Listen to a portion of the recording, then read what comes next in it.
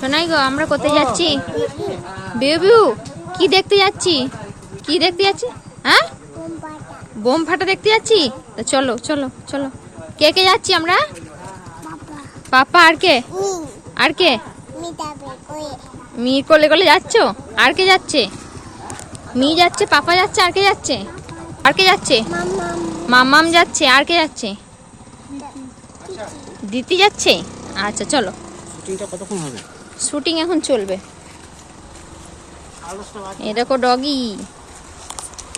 Hello everyone, কেমন আছো সবাই? আশা করি সকলে ভালো আছো, আমরাও ভীষণ ভালো আছি। তো আজকে তোমাদের সঙ্গে যে ভিডিওটা শেয়ার করতে চলেছি, ভীষণ একটা ইন্টারেস্টিং ভিডিও। এগুলো দেখে তোমরা কি বুঝতে পারছো যে এগুলো কি?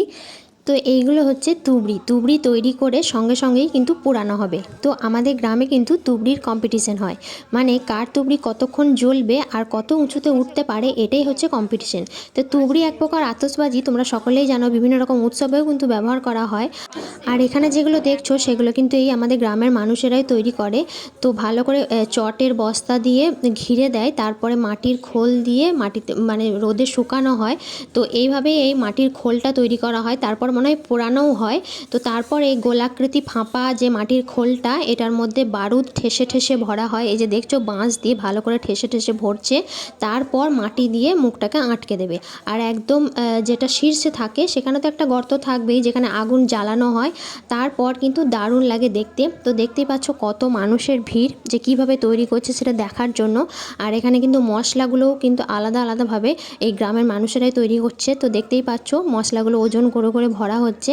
এগুলো কিন্তু সের হিসাবে হয়, 1 সের, 5 সের, 10 সের, 1 মণ এরকম টাইপের হয়। তো সবগুলোই কিন্তু এখানে দেখতে পাচ্ছ সাইজগুলো আছে, 1 মণেরও আছে। তো এটা একটা পুরনো প্রথা। আমার শ্বশুরবাড়িতে কিন্তু অনেক দিন কেন বলছি, অনেক বছর ধরে এটা হয়ে আসছে।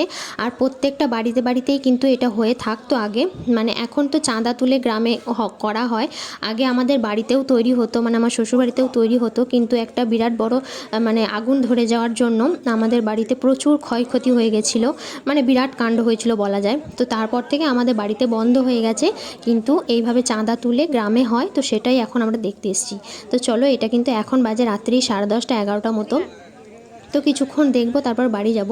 তো তো এটা কিন্তু ভীষণই একটা, মানে কি বলবো, মাটিটা কিন্তু খুব ভালো করে দিতে হয়। তুবড়ির তলায় যে বন্ধ করা, যেটা আর কি আটকানো হয়, যে মশলাটা যেটা আটকানো হয়, সেটা কিন্তু প্রায় 1 কিলোর মতো এঁটেল মাটি বা শুকিয়ে তারপরে কিন্তু মাটিটা ভালো করে ঠেসে ঠেসে দিতে হয়, নাহলে মশলা কিন্তু বেরিয়ে যাবে আর তুবড়ি বেশিক্ষণ জ্বলে না।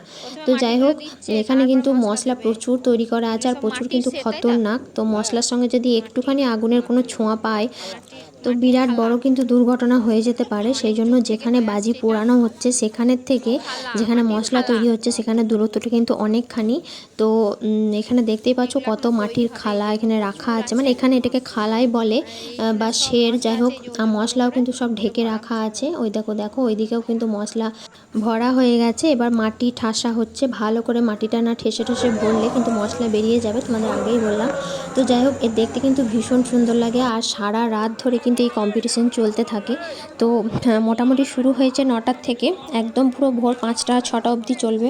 তো ভীষণই ভালো লাগে দেখতে। তো এইখানে দেখো কম্পিটিশন শুরু হয়ে গেছে, কার কতক্ষণ চলে চলো দেখে নাও।